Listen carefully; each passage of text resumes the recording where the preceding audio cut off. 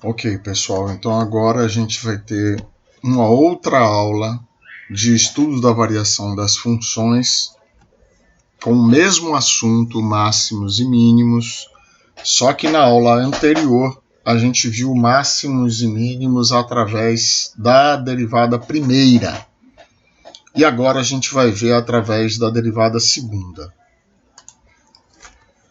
Muito bem. A gente viu na aula anterior que o estudo através da derivada primeira ele é completo, ele não deixa dúvidas, ou seja, eu começo com a análise dos pontos críticos e deduzo quem é máximo, quem é mínimo, quem não é nada. Agora a gente vai ver um estudo que pode ser feito através da derivada segunda. Muitas vezes é até mais fácil, é o caso de polinômios, é o caso das funções trigonométricas. Esses estudos são mais fáceis de serem feitos através da derivada segunda, porque para derivar duas vezes é bastante rápido, né? E não são derivadas que têm pontos de descontinuidade, né? Então, agora a gente vai ver esse estudo através da derivada segunda e a gente tem que ter alerta que ele só se aplica para o caso em que o ponto crítico veio da anulação da derivada primeira. Ou seja, se eu tiver um ponto crítico que veio de y' inexistente, eu não posso aplicar a derivada segunda, tá certo? E uma outra coisa, uma outra desvantagem de aplicar a derivada segunda é que ao aplicar a derivada segunda, eu posso ficar na dúvida sobre a natureza daquele ponto crítico. Tá certo? Então, alerta sobre isso, a gente pode avançar. Bom, então, eu tenho esse teorema aí. Ó. Considere que x igual a x1 é ponto crítico da função y igual a f de x. E como é que eu descobri que esse ponto x igual a x1 é ponto crítico? Anulando a derivada primeira. É o que está escrito aqui, ó. F' de x igual a zero, resolvi esta equação. E ao resolver essa equação, eu deduzo que o ponto que satisfaz essa equação é x igual a x1. Muito bem, então eu tenho um ponto crítico. Agora eu derivo a segunda vez a função f de x. Ao derivar a segunda vez, eu avalio f duas linhas no ponto x1. Se esse valor numérico for maior do que zero, eu deduzo que x1 é mínimo da função. Tá? Se f duas linhas de x1 for menor do que zero, eu deduzo que x1 é um máximo da função. Se f duas linhas de x1 for igual a zero, eu não posso afirmar nada sobre a natureza desse ponto crítico. Tá? Então, para me ajudar a memorizar isso, o que acontece quando o sinal da derivada segunda é positivo? O que acontece quando o sinal da derivada segunda é negativo? Então eu vou recorrer ao significado geométrico do sinal da derivada segunda. O sinal da derivada segunda dá a orientação da concavidade, ou seja, se a derivada segunda é positiva, a orientação da concavidade é para cima. Se a derivada segunda é negativa, a orientação da concavidade é para baixo. Então, observe ó, que se a concavidade está orientada para cima, ó, é esse caso dessa figura aqui, ó, orientação da concavidade para cima, certo? Isso aqui é uma figura típica de um ponto de mínimo, tá certo? Ao passo que se a derivada segunda é negativa, a orientação da concavidade é para baixo, ó. É para baixo, certo? E aí, essa figura é típica de um ponto de máximo. Vocês vão desculpando a qualidade dos rabiscos que eu estou fazendo, porque eu estou desenhando com o mouse, tá certo? Então, isso aqui me ajuda a memorizar. Quando é positivo é o que? É máximo ou mínimo? Eu olho para essa figura aqui, ó, para cima, característico de mínimo. Para baixo, característico de máximo. Portanto, positivo, mínimo, negativo, máximo. Ok? Muito bem. Na aula anterior, a gente viu que se f' de A é maior, isso aqui é mais ou menos uma demonstração do que a gente viu no slide anterior. Se f' de A é maior do que zero, isso significa que f de x é crescente em x igual a A, né? Então, a gente viu também que a condição suficiente para a ocorrência de um extremo é que a derivada primeira altere o sinal no ponto, tá certo? Passe da esquerda para a direita de menos para mais, ou da esquerda para a direita de mais para menos, tá certo? Então, se eu estou passando de menos para mais, significa que à esquerda a derivada, a função é decrescente, à direita crescente, eu tenho um mínimo. Se eu estou passando de mais para menos, significa que à esquerda a função é crescente e à direita decrescente. Então eu tenho um máximo, né?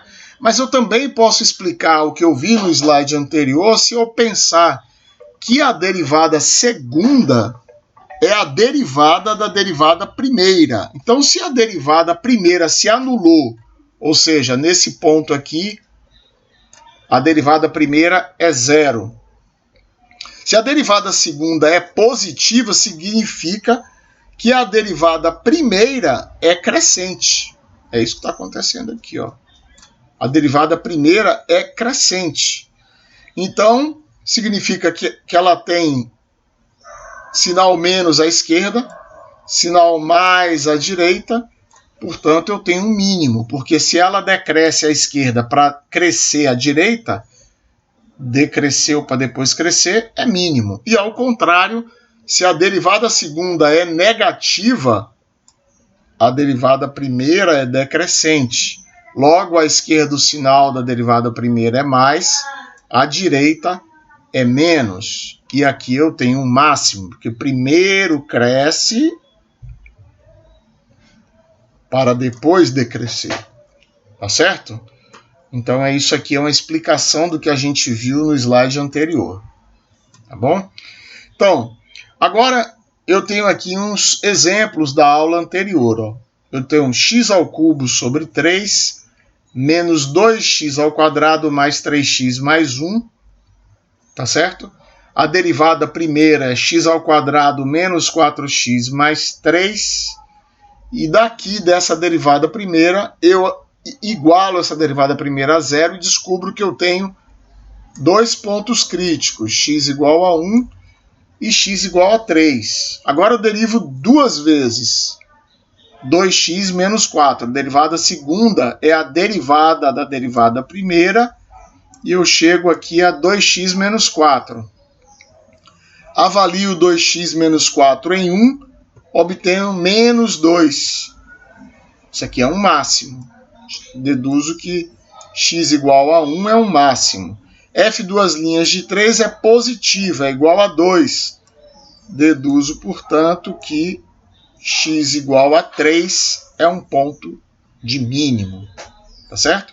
Então é assim que a coisa funciona. Eu primeiro determino os pontos críticos, depois pego a derivada primeira, derivo de novo para cair na derivada segunda e avalio o valor numérico da derivada segunda nos pontos críticos. Lembrando que os pontos críticos têm que ter vindo de y' igual a zero.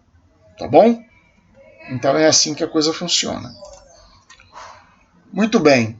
Então, é aquilo que eu expliquei ó, no outro slide. Ó, concavidade, sinal negativo da derivada segunda, concavidade para baixo, máximo. Sinal positivo da derivada segunda, concavidade para cima, mínimo. Tá bom? Isso aqui eu já expliquei no slide anterior. Bom, então agora, aqui está se pedindo, utilizando a derivada segunda, determine um exemplo, claro, a natureza dos pontos críticos da função y igual a x vezes e elevado a menos x, se existirem. Então agora eu vou determinar a derivada primeira. Derivo x, dá 1, 1 vezes e elevado a menos x, mais x que multiplica a derivada de e elevado a menos x, que é menos e elevado a menos x. Portanto, a derivada primeira é e elevado a menos x menos x vezes e elevado a menos x. Colocando e elevado a x em evidência, dá e elevado a menos x vezes 1 menos x. Portanto, eu tenho um ponto crítico igualando essa derivada a zero, que é x igual a 1. E não há pontos críticos oriundos da condição y' não existe. Agora, para eu saber o que é esse ponto x igual a 1, eu vou derivar mais uma vez. Portanto, pego essa expressão aqui e derivo mais uma vez. Então, obtenho y, duas linhas, igual a essa expressão aqui. Vocês podem verificar aí se é isso mesmo, que dá e elevado a menos x vezes x menos 2. Avalio em 1, dá e elevado a menos 1, que é positivo, vezes 1 menos 2, que é menos 1, dá negativo. Portanto, é menos e elevado a menos 1, que é negativo. Portanto, este ponto x igual a 1 é um ponto de máximo. Ok? Muito bem. Então, agora, novamente, eu vou pegar essa função e determinar a natureza dos pontos críticos através da derivada segunda. Lembrando que eu tenho que começar pela derivada primeira para determinar os pontos críticos. Derivada primeira, 2 cosseno de x vezes 1 menos 2 seno de x. Então, quando eu tenho um produto assim, será igual a zero quando o primeiro fator ou o segundo fator forem nulos. Então, o cosseno de x é igual a zero ou seno de x igual a meio. O cosseno de x é igual a zero para x igual a π sobre 2 e 3π sobre 2. Certo? E o seno de x é igual a meio para x igual a π sobre 6 ou x igual a 5π sobre 6. Ok? Então agora eu vou determinar o valor numérico da derivada segunda nesses pontos. F duas linhas de π sobre 6 é menos 1, menos 2, menos 3. Acompanha aqui, tá, pessoal? Menos 1, menos 2, menos 3. F duas linhas de π sobre 2 é menos 2 mais 4, 2. F duas linhas de 5π sobre 6, menos 1, menos 2, menos 3. F duas linhas de 3π sobre 2, 2 mais 4, 6. Portanto, π sobre 6 é máximo, π sobre 2 é mínimo, 5π sobre 2 é máximo e 3π sobre 2 é mínimo. Ok? Bom, então a gente viu lá no início que nós podemos ter a derivada segunda se anulando. Então, eu vou ficar na dúvida. Então, para esse caso em que eu fiquei na dúvida, eu vou utilizar um método chamado método do polinômio de Taylor, tá certo? Então, a gente viu esse método do polinômio de Taylor lá na aula, algumas aulas atrás, ainda no segundo assunto, tá certo? Então, a gente vai anunciar esse teorema aqui, ó. Admita que x1 é ponto crítico da função y igual a f de x, com f' de x1 igual a 0. Admita ainda que todas as derivadas em x1 são nulas, exceto a derivada de ordem n. Então, esse teorema diz que se n for ímpar, a função não possui extremo em x1. E se n for par, a função possui extremo em x igual a x1. Se n for ímpar e a derivada de ordem n for positiva, a função é crescente, portanto, não tem extremo.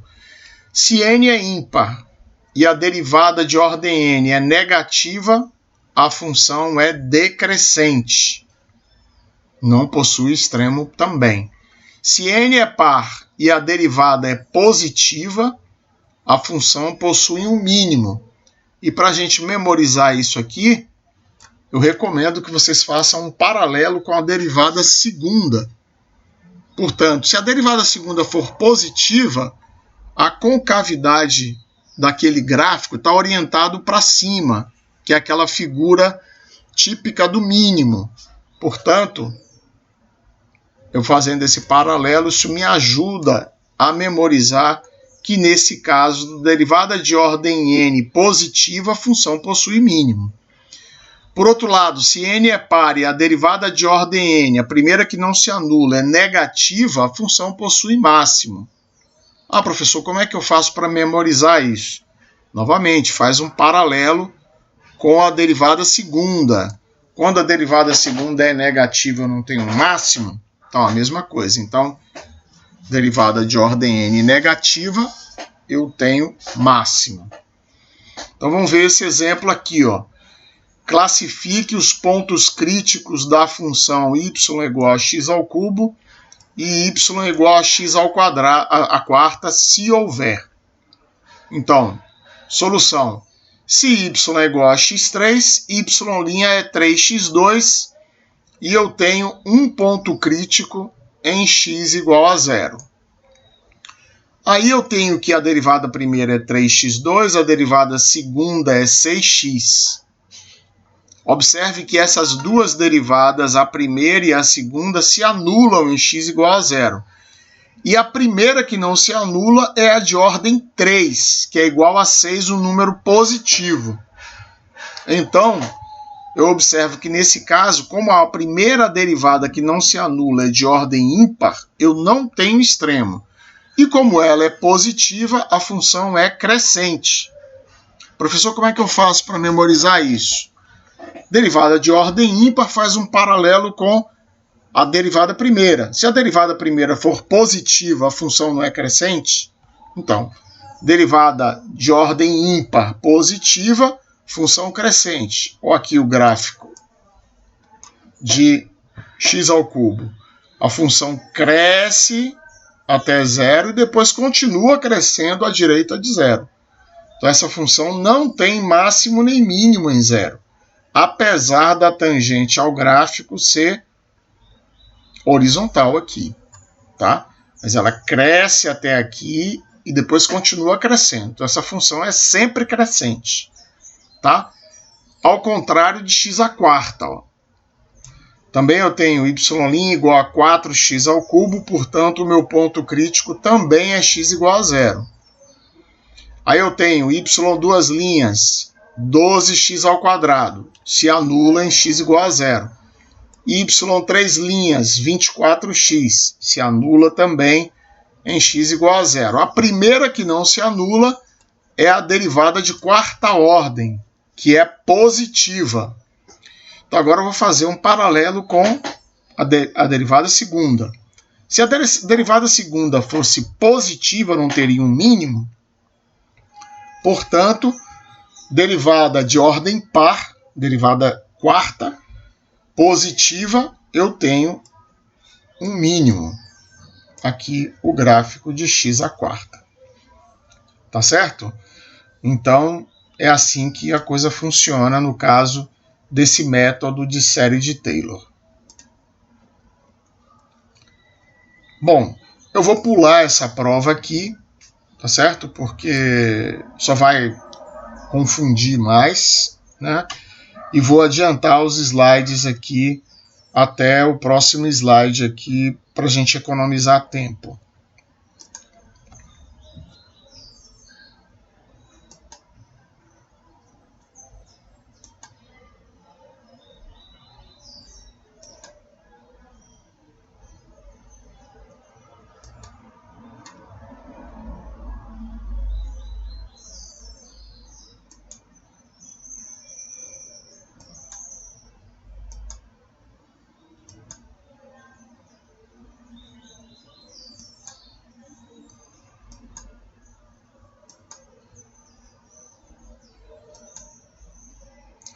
Muito bem, pessoal. Então eu decidi pular essa questão do método de série de Taylor, tá? Quem quiser pode dar uma olhada nos slides aí, mas foi bom para a gente simplificar, porque esse assunto aqui, ainda mais em aula remota, eu costumo cobrar ele em prova, sempre cobro ele em prova, só que dessa vez eu não vou cobrar, porque a gente já está nessa crise da pandemia, tá certo? Então eu decidi não explicar isso, mas as pessoas que tiverem curiosidade suficiente, quiserem acompanhar a solução desses 4 exemplos, podem acompanhar, tá bom?